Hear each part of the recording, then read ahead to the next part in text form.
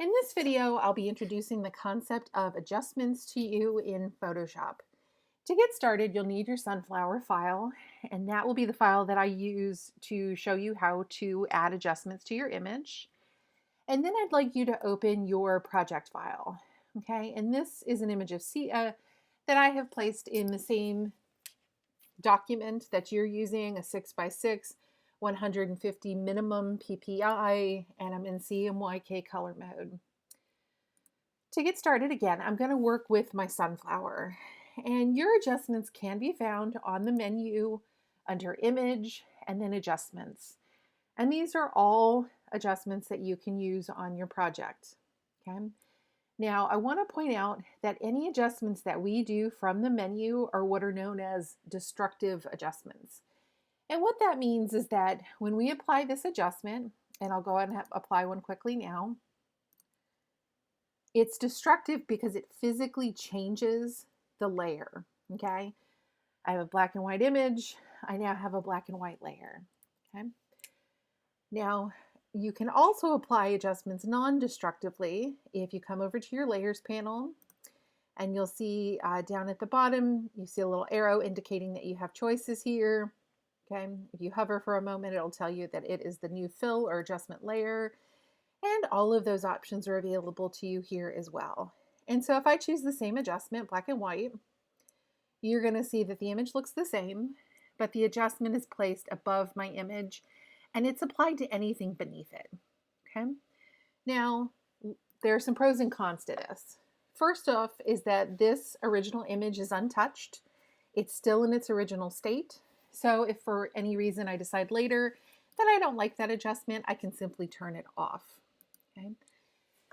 The con of this, though, is that as you work on your project and you've got a multitude of layers and a lot of things to organize, this can become a little bit much to manage because, again, it's going to apply to anything beneath it. So if you have your sunflower and then you've added some bumblebees and you really need the bumblebees to be right above this layer for one reason or another, it means that your bees are going to go black and white as well. Okay. So I'm going to run through both of these again, just to, again, highlight how you can use destructive adjustments and how you can use non-destructive adjustments. Now, I want to go back to my original start file, so I'm going to go up to File and Revert, and that's just going to take me to the last saved version of this image. Okay, and I'm going to go back and start at the beginning with adjustments, again, working destructively. So up here on my under image and then adjustments, you're going to see that I've got different groups of adjustments. And the first four here I always like to point out are really subtle changes. Okay, these are really great for photographs that just need a little bit of a tweak. Okay, so for instance, if I go into levels, you'll see I can affect the blacks, the grays, and the whites in my picture. Okay. Now, this is really a useful tool if I've taken a gorgeous photo of me and my family, but it happens to be a gray day, or it's a little bit cloudy or overcast. A shadow has sort of appeared. In that instance, I may come in here and use an adjustment to just, course correct the image. Versus these next two, well, this area to begin with is sort of a middle of the road. It can impart a significant change, or it can be a little bit more mild. Okay, so some of these are much more unnatural, and some of these are just a little bit of a shift from the natural. Okay, versus coming down into this next group, okay, where you'll find it tends to always have sort of a large change. Okay, so the first one I went into again was levels. The one I went into next was hue and saturation, and the next one I went into for something really big and dramatic was invert. Now I can apply these on top of each other. So if I want to do invert again, okay, really big, wild change. And then I think, oh, let's see what happens when I put posterize on it. Okay, for some of these you will get a dialog box. You always want to make sure that preview is turned on. And you'll see how that shifts as I adjust my levels. Okay, so obviously the higher that goes, the smoother that effect is. Okay, the lower, the more pixelated and dramatic the change is. Okay, I'm going to step back. Again, you can come up to your menu if you prefer your menu and just undo. I'm going to use the keyboard shortcut, Command Z, again, to just go back to my original state. Now, I want to point out that all of the adjustments that I've made so far have been to the entire image. Okay, I haven't used my selection tools to select a piece or a part. So again, if I grab an adjustment, image adjustments, and again, grab, for instance, hue and saturation again. Okay, again, green is being applied to all of the colors. Yellow is being applied to all of the colors. Orange is being applied. And as I do that, that color shift is happening uniformly. Okay. Versus, I'll grab my object selection tool. I'm going to grab the rectangle marquee version of it, and I'll just grab a selection here. Okay. And you're going to see that it grabs my flower, and of course it grabs a little too much, so I'm going to make a little subtraction to get rid of that leaf. A little subtraction here to get rid of the stem. Okay. All right, that's fine. I'll just leave it as it is. And now if I come in and make the same change, using adjustments, hue and saturation, you'll see that change is only being applied to my flower. Okay. Now again, I'm just making quick selections here to keep this video from being tremendously long. Okay, but hopefully you can see already, how dramatic you can make this change. Okay, if you're to start with a hue and saturation shift, and then maybe add in a posterize, and then add in, I stuttered there because I wasn't sure which one I'd grabbed. And then maybe I come in and play with my color balance a little bit. Okay, to make the color maybe a little bit more dramatic. And again, I can keep going and going and going. But the point being, of course, is that I am working in a destructive manner. And again, you can see that it's affecting my layer image. Okay.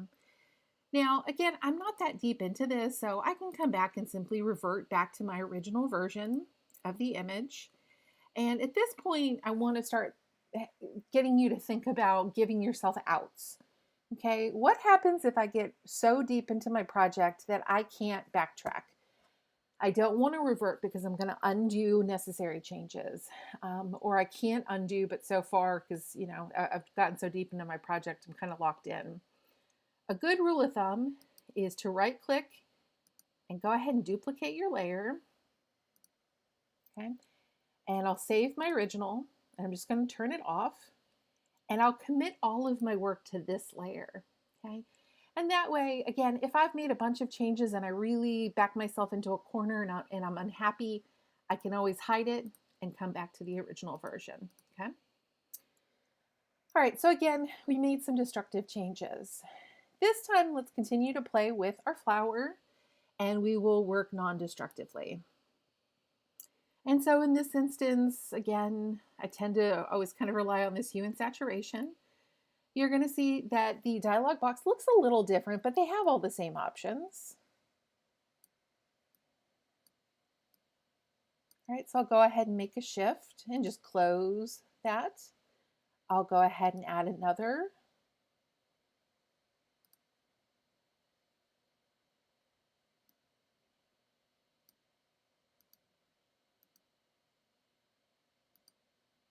Okay, and as I add that pattern fill, I'm going to add a blending mode, okay, because if I don't, it's completely opaque and, it doesn't really add anything. I could also try opacity, which is fine, but for purposes of learning, I'm going to go ahead and use a blending mode here, okay?